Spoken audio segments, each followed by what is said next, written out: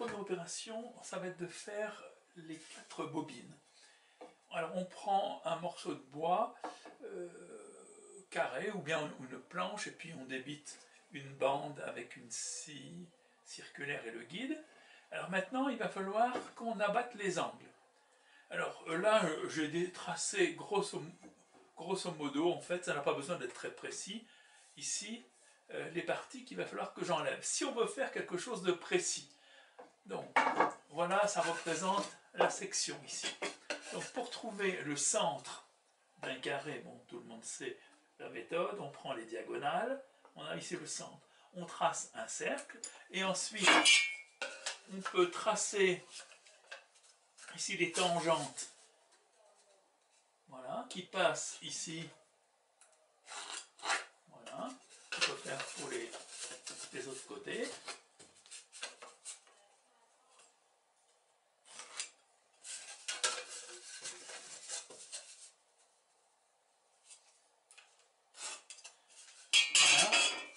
On obtient l'octogone. Donc en fait, pour obtenir un octogone, il va falloir enlever ces 4 parties. Alors, on va faire ça au rabot. Pour faire ceci, j'ai préparé 2 cales. Ici, le bois a été calé avec un serre-joint dans les 2 cales dans lesquelles il y avait une encoche.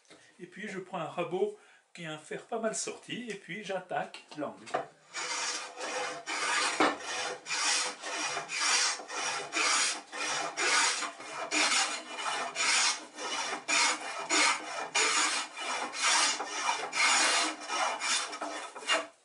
Voilà, je suis pratiquement arrivé à l'endroit où je voulais. Mon cercle est ici, encore un ou 2 coups.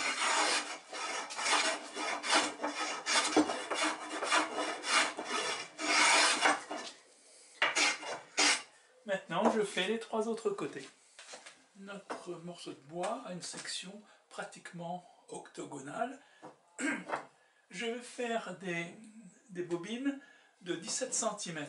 Alors, je vais les commencer 2 par 2. Donc, je vais faire un premier tronçon de 34 cm et un second de 34 cm. Donc, je vais couper ici et là pour le moment. Voilà, on a 2 des futures bobines, donc ils vont faire 17 et 17. Je marque à 4 cm et à 12 cm de chaque extrémité la zone que je vais affiner ici, pareil de ce côté-là. Donc j'ai déjà fait celle-ci, et pour affiner cette partie et arrondir la partie centrale, je prends un vastringue. Et pour cette partie-là, je fais en poussant. Et dans l'autre sens.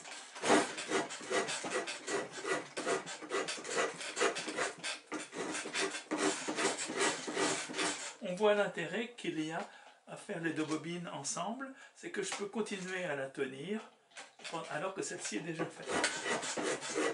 On fait d'abord avec un vastringue sorti et ensuite je fignolerai avec un vastringue plus fin.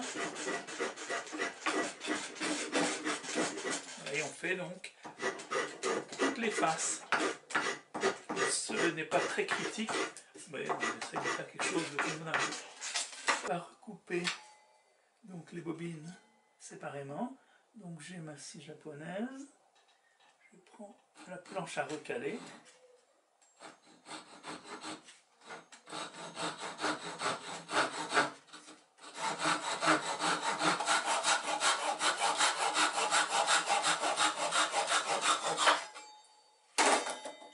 Voilà, j'ai maintenant bobines.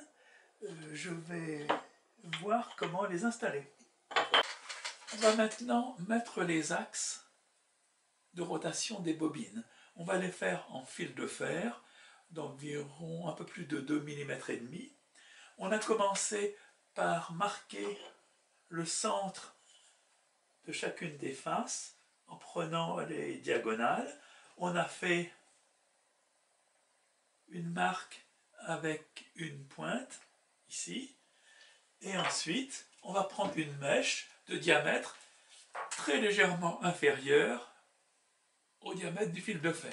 Et puis on va faire un trou bien vertical.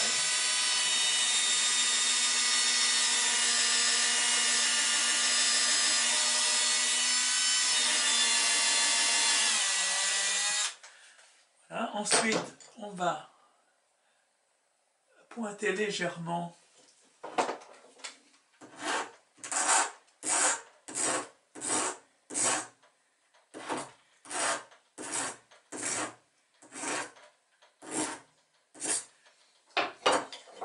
et maintenant on va essayer d'enfoncer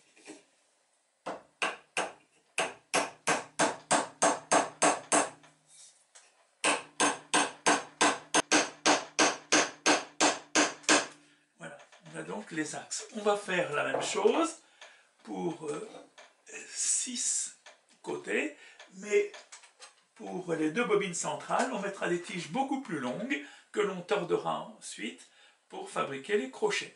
Pour les longues tiges, c'est naturellement un peu plus difficile parce que la tige a tendance à se tordre. Alors on l'a bien fait pointu.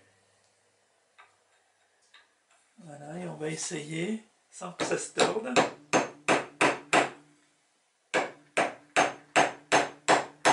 Les 4 bobines sont terminées. On a les 2 bobines centrales et puis les 2 bobines latérales. Alors on peut penser que ces 2 bobines latérales ne servent à rien. En fait, une fois j'en avais fait un avec seulement les bobines centrales et en fait marchait moins bien parce qu'en fait ces bobines que l'on place sur les côtés permettent de tendre bien le fil. Si le fil n'est pas tendu sur ces 2 bobines, sur une des 2 en tout cas, il va glisser. Donc ça marche mieux en fait avec 4, même si ce n'est pas vraiment indispensable. Quand on utilise le curé, il peut arriver qu'on constate que le fil a tendance soit à monter, soit à descendre, suivant le sens de rotation, et qu'ensuite il se bloque. Alors si on veut éviter cela, dans l'axe ici, dans les bobines, eh bien on creuse une petite gorge ici, qui empêchera le fil soit de descendre, soit de monter. Il faut évidemment que les gorges soient bien alignées et que le bord soit assez en pente. Voilà, et de telle sorte que qu'on tourne dans un sens ou dans l'autre, eh bien, le fil reste dans la bonne position.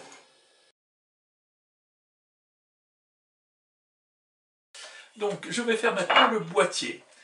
Je l'ai prévu assez large pour que le fil de guidage soit assez loin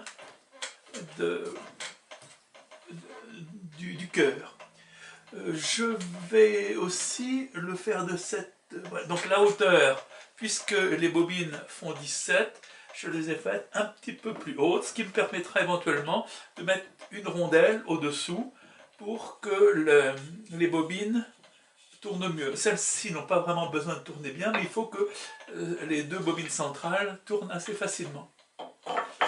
Je fais déborder ici les 2 planches horizontales, ce qui me permettra, si je veux, c'est d'accrocher une barre comme ceci par exemple, ou éventuellement comme ceci, pour pouvoir l'accrocher quelque part avec des serre-joints, et le fil pourra encore passer. Donc, les prochaines opérations, ça va être de préparer les trous pour visser les 2 morceaux verticaux ici, de faire un trou au milieu de chacune des faces latérales pour passer le fil, et puis de faire les trous sur les planches horizontales. Il faudra évidemment que les trous soient bien exactement au même niveau pour que les bobines soient bien verticales. On a déjà monté 3 côtés du support, donc on a les trous ici pour la corde sans fin. On a fait des trous assez gros pour que le nœud passe facilement et en plus on a fraisé. Et puis là, on a les différents trous pour mettre les 4 bobines. On a laissé donc un espace assez grand entre les deux centrales pour que le cœur saute. Alors maintenant, je vais refermer le boîtier et je vais mettre les bobines à l'intérieur. Les bobines sont en place. J'ai mis des petites rondelles ici pour faciliter le roulement. Donc je commence par mettre évidemment les deux grandes tiges.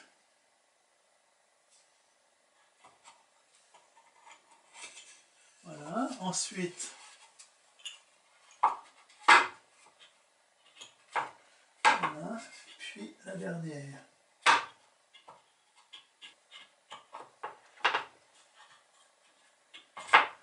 Voilà, il ne me reste plus qu'à visser les côtés de la boîte.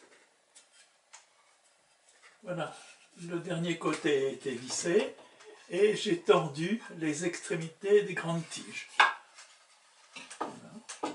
Alors on peut voir que ça tourne convenablement. Voilà, je vais donc maintenant passer le fil. Donc je prends ici de la ligne qu'on trouve dans les coopératives de pêcheurs ou les magasins de matériel de pêche. Je vais passer par ici, faire un tour mort autour de chacune des bobines, ressortir par ici et faire un nœud pour rabouter les deux extrémités. Le fil a été passé autour de chacune des bobines. On peut mettre, le nœud a été fait. Il n'y a plus qu'à tester, voir si l'ensemble fonctionne correctement.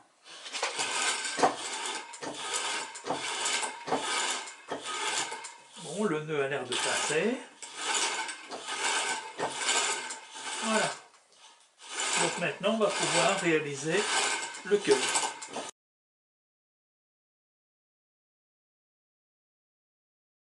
Je profite de l'occasion pour montrer la manière la plus simple d'enrouler le fil.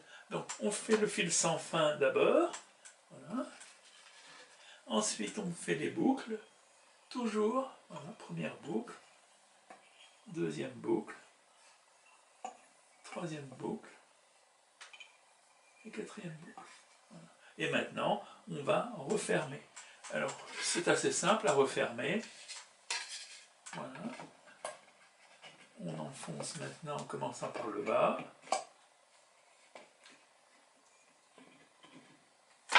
Voilà. Et on revient. Je vais faire le cœur un peu plus petit que l'espace entre les deux bobines. Donc pour être sûr que mon cœur soit symétrique, j'ai fait un gabarit en papier. Je l'ai reposé sur le morceau de bois. C'est un morceau de bois de récupération, il avait déjà servi pour autre chose. Voilà. Donc je vais déjà découper le tour et ensuite je ferai la gorge. Voilà donc découper le cœur. Contrairement à Monsieur Blondel, qui est utilisé uniquement pour du câble très fin, ce curé va me servir aussi pour faire des cordeliers avec de la laine assez large. Donc je vais faire un cœur plus épais et donc une gorge plus importante avec une gouge.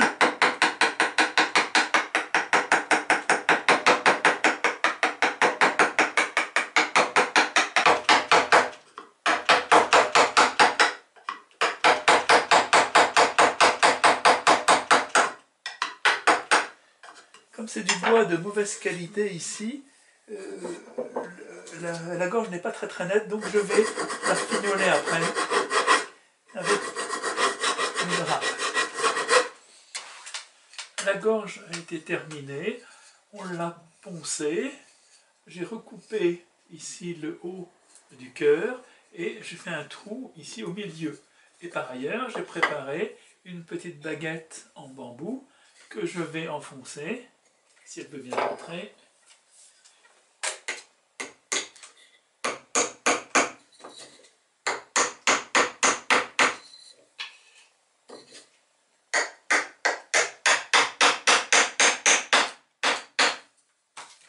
Voilà. Donc le cœur est terminé. Par ailleurs, j'ai préparé ici ce système-là pour pouvoir accrocher le curé soit dans cette position-là, soit dans cette position-là. Il suffira de mettre 2 vis ensuite pour finir l'accrochage. Voilà, j'ai fixé une barre ici, ce qui va me permettre de l'accrocher ici avec 2 serre-joints, un en haut et un en bas. Et ensuite, on va pouvoir essayer le curé. On va faire un essai avec le... Voilà, je sais pas, c'est de la laine ou du coton, je sais pas. On fait pas trop long pour que ça reste dans le cadre de la vidéo. Voilà, je vais faire un nœud de ce côté-là, un nœud de plein point pour pouvoir l'accrocher ici. Je suspends le poids qui tend et je pose maintenant le cœur.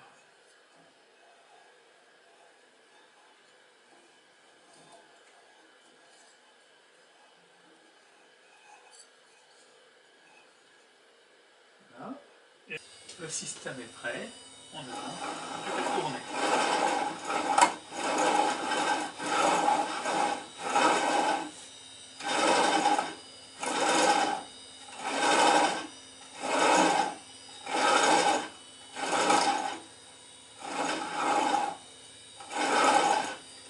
On voit le cœur monter au fur et à mesure que le fil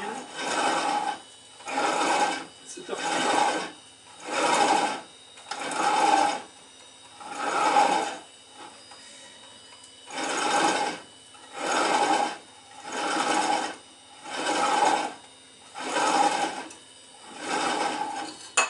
Et le cœur tombe en arrivant en haut.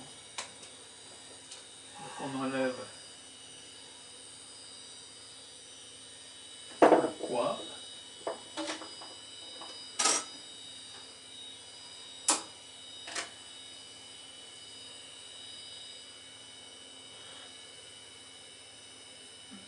Alors quand on met la laine ensemble, c'est assez long.